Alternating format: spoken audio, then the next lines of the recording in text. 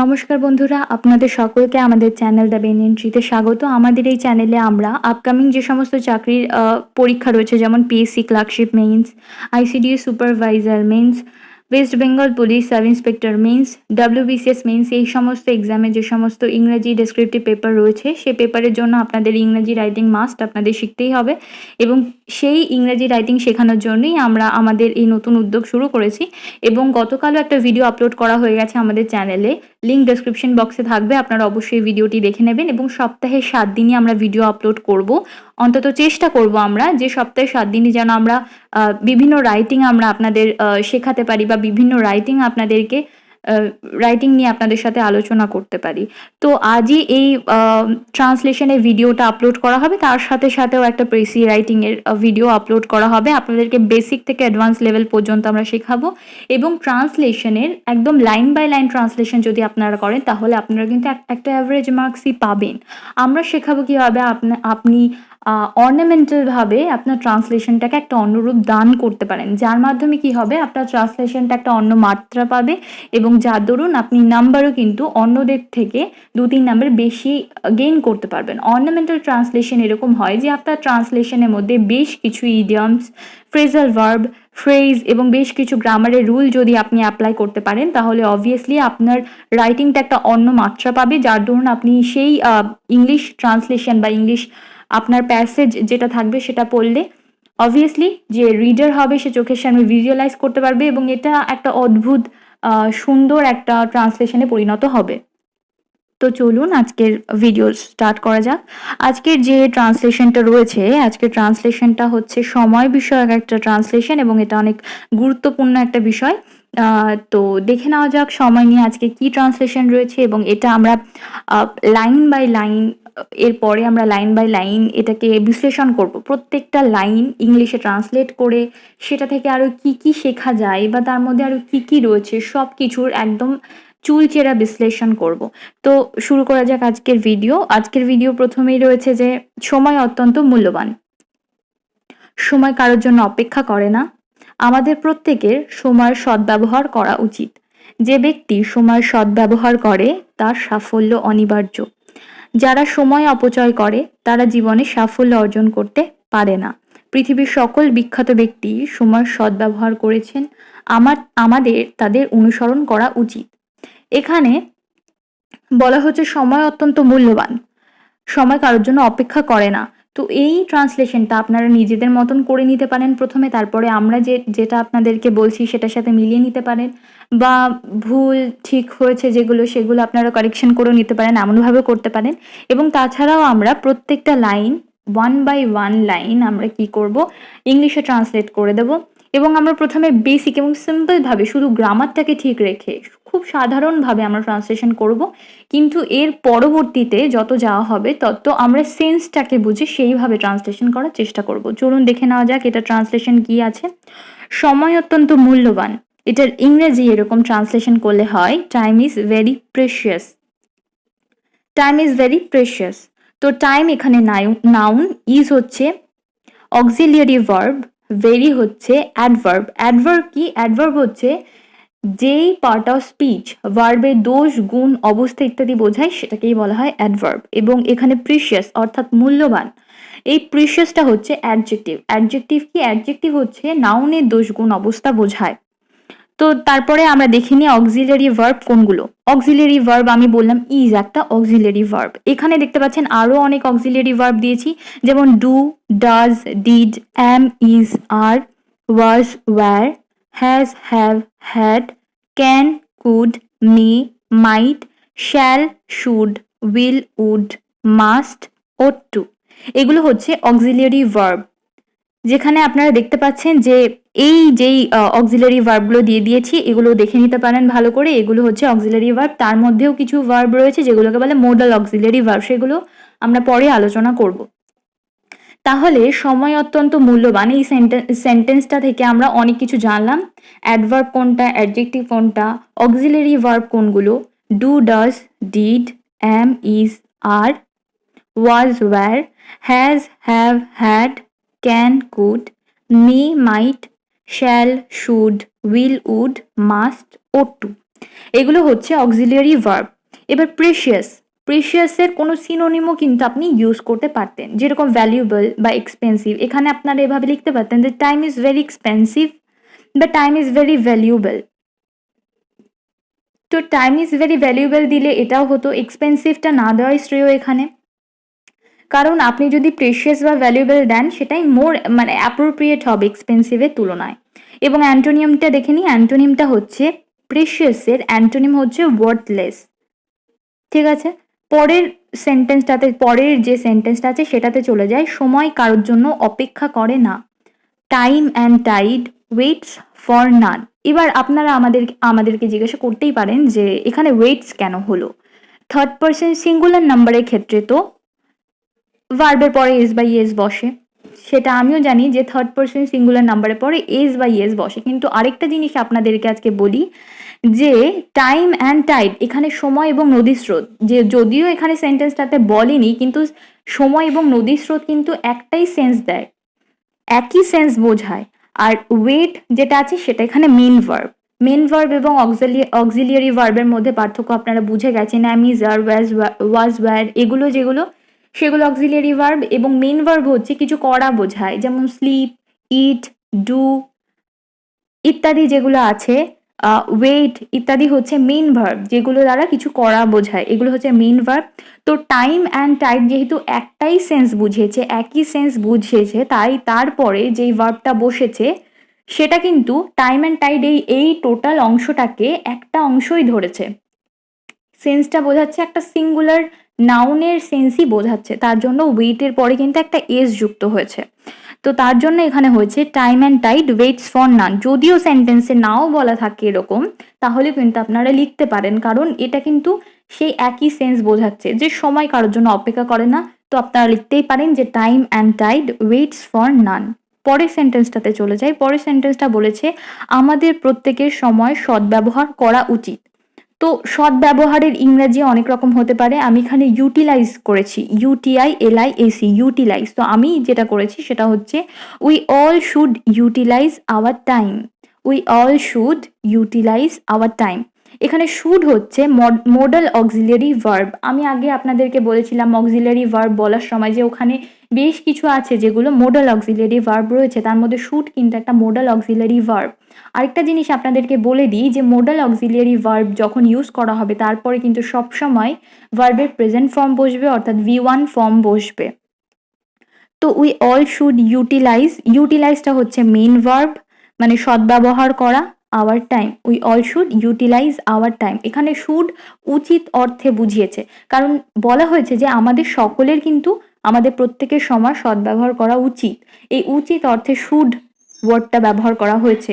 এবং should, O two এবং would, এই ওয়ার্ড তিনটে যেগুলো অনিয়মিত এবং নিয়মিত অভ্যাস, সৌজন্য অর্থে ব্যবহার করা হয়। এগুলো দুটো ক্ষেত্রেই ব্যবহার করা হয়, শুড, ও টু বা উড, এগুলো নিয়মিত অনিয়মিত অভ্যাস, সৌজন্য অর্থেও ব্যবহার করা হয় যেরকম, শুড আবার উচিত অর্থেও কিন্তু সেরকম ব্যবহার করা হয়। এবার মডাল অক্সিলিয়ারি ভার্বগুলো আমি এখানে মেনশন করে দিয়েছি আপনাদের, যেরকম shall, should, may, might, can, could, must, should, would ইত্যাদি যেগুলো রয়েছে, shall, will, may, might, can, could, must, shall, should, would ইত্যাদি যেগুলো রয়েছে, এগুলো হচ্ছে মডাল অক্সিলিয়ারি ভার্ব। এবার ইউটিলাইজের সিনোনিম অন্যভাবে ইউজ করা যেতে পারতো, মেক গুড ইউজ অফ বা টেক অ্যাডভান্টেজ অফ, এই দুটো সিনোনিম কিন্তু ইউজ করা যেতে পারতো। তার মধ্যে মোর অ্যাপ্রোপ্রিয়েট হবে যেটা, সেটা হচ্ছে মেক গুড ইউজ অফ। তাহলে আমরা লিখতে পারতাম we all should make good use of our time, এটা কিন্তু আমরা করতেই পারতাম। তো পরের সেন্টেন্সটাতে চলে যায়। পরেরটা হচ্ছে যে যে ব্যক্তি সময় সদ্ব্যবহার করে তার সাফল্য অনিবার্য। The man who utilizes time is sure of success. The man who utilizes time. The man who utilizes time is sure of success. তো এখানে হু হচ্ছে অ্যান্টিসিডেন্ট, এটা অ্যাডজেক্টিভ ক্লজ, এবং আমি আরো বলছি অ্যাডজেক্টিভ ক্লজ হচ্ছে এটা একটা কমপ্লেক্স সেন্টেন্স। প্রথমত বলে দিই যে সেন্টেন্স গঠন অনুসারে তিন প্রকার হয়, সিম্পল সেন্টেন্স, কমপ্লেক্স সেন্টেন্স এবং কম্পাউন্ড সেন্টেন্স। এবং কমপ্লেক্স সেন্টেন্সের মধ্যে আবার তিনটে ভাগ আছে ক্লজ অনুসারে, সেটা হচ্ছে নাউন ক্লজ, অ্যাডজেক্টিভ ক্লজ এবং অ্যাডভার্বিয়াল ক্লজ, তার মধ্যে এখানে হু যেটা সেটা হচ্ছে অ্যান্টিসিডেন্ট, এটা অ্যাডজেক্টিভ ক্লজের মধ্যে পড়ে। অ্যাডজেক্টিভ ক্লজ বা রিলেটিভ ক্লজ বলা যেতে পারে। তার মধ্যে অ্যান্টিসিডেন্ট হিসেবে হু, উইচ, হোয়াট ইত্যাদি বসতেই পারে। এবং এই যে হু বসেছে, এই হুটা অলওয়েজ ইন্ডিকেট করবে এর আগে যে নাউনটা রয়েছে। এর আগে নাউন কি আছে? The man. তার জন্য হলো ইউটিলাইজেস, যেহেতু সিঙ্গুলার নাউন রয়েছে, হুটা অলওয়েজ ইন্ডিকেট করবে হু এর আগে যে নাউন রয়েছে, সেই নাউন যদি থার্ড পার্সন সিঙ্গুলার নাম্বার হয় তাহলে হু এর পরে যে ভার্বটা বসবে সেটা সেই হিসেবে বসবে। যেহেতু হু এর আগে যে নাউনটা রয়েছে সেটা হচ্ছে দ্য ম্যান, সুতরাং বুঝতেই পারছেন এটা থার্ড পার্সন সিঙ্গুলার নাম্বার। তার জন্য কি হয়েছে, তারপরে যে ভার্বটা বসেছে ইউটিলাইজ, ইউটিআইএলআইএসি, তারপরে একটা এস যুক্ত হয়েছে। ইউটিলাইজের নিচে এম ভি, অর্থাৎ এটা মেইন ভার্ব। ডব্লিউএইচও হু, এটা অ্যান্টিসিডেন্ট, হুটাকে অ্যান্টিসিডেন্ট বলা হয়। এবং এখানে ইজটা হচ্ছে অক্সিলিয়ারি ভার্ব। ঠিক আছে, তারপরে চলে আসি শিওর অফ। এখানে শিওর অফ লিখেছি, এটা একটা অ্যাপ্রোপ্রিয়েট প্রিপোজিশন। আপনাদেরকে মনে রাখতে হবে যে শিওরের পরে কিন্তু অফই বসে। আচ্ছা, তারপরে চলে আসি যে পরের সেন্টেন্সটায়, যেটাতে বলা হয়েছে যে যারা সময়ের অপচয় করে তারা জীবনে সাফল্য অর্জন করতে পারে না। Those who waste time can not gain success in life. Who হচ্ছে antecedent, waste main verb, can modal auxiliary verb, success noun, gain কিন্তু মেইন ভার্ব। এগুলো কোনটা কি আমি বলে দিয়েছি। এটাও কিন্তু একটা অ্যাডজেক্টিভ ক্লজে জয়নিং হয়েছে। কিভাবে বলা হয়েছে? এটা একটা অ্যাডজেক্টিভ ক্লজ হয়েছে যেটাতে বলা হয়েছে যে যারা সময়ের অপচয় করে, those who waste time can not gain success in life, এটা অ্যাডজেক্টিভ ক্লজ হয়েছে। এবং সাকসেসের সিনোনিম কনকোয়েস্ট, উইন, ভিক্টরি এগুলো দেওয়া যেতে পারত, কিন্তু সব থেকে ভালো হয় যদি সাকসেস দেওয়া যায়। সাকসেসটাই কিন্তু সব থেকে বেশি অ্যাপ্রোপ্রিয়েট। এছাড়াও কিন্তু উইনও দেওয়া যেতে পারতো, সেন্সটাকে ঠিক রেখেও দেওয়া যেতে পারে, যেটা হচ্ছে না, এটা উইন নয়, কনকোয়েস্টটা দেওয়া যেতে পারতো, can not gain conquest in life, বা can not conquest in life, gain দিতে হতো না সেক্ষেত্রে।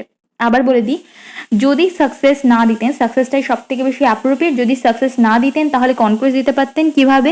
Those who waste time can not conquest in life, এভাবে দিতে পারতেন। অথবা those who waste time can not win in life, or those who waste time can not get victory in life. এগুলো কিন্তু এভাবে ব্যবহার করতে পারতেন। আর সাকসেসের যে অ্যান্টোনিম সেটা হচ্ছে ফেলিয়ার, আপনারা ব্যবহার করতে পারতেন। সাকসেসের পরে যে প্রিপোজিশন বসে সেটা হচ্ছে সাকসেস টু, যখন আ প্রপার্টি বোঝায়। সাকসেস টু আ প্রপার্টি, যখন উত্তরাধিকারী হওয়া বোঝায়, এটার মানে সাকসেস টু আ প্রপার্টি। কিন্তু সাকসেস ইন অ্যান অবজেক্ট মানে সাফল্য লাভ করা। এটাকে আরেকভাবে লিখতে পারতেন, সেটা হচ্ছে those who waste time can never become successful. আগে আমি সাকসেস বসিয়েছি আর এবার আমি সাকসেসফুল বসিয়েছি, দুটোর পার্থক্য কি? সাকসেস হচ্ছে একটা নাউন ফর্ম, কিন্তু সাকসেসফুল হচ্ছে অ্যাডজেক্টিভ ফর্ম। তো আপনারা অ্যাডজেক্টিভ ফর্ম বসিয়ে এমনভাবে করতে পারতেন যে those who waste time can never become successful in life. Those who waste time can never become successful in life. পরের সেন্টেন্সটাতে চলে আসি। পরেরটা কি বলেছে পৃথিবীর সকল বিখ্যাত ব্যক্তি সময়ের সদ্ব্যবহার করেছেন।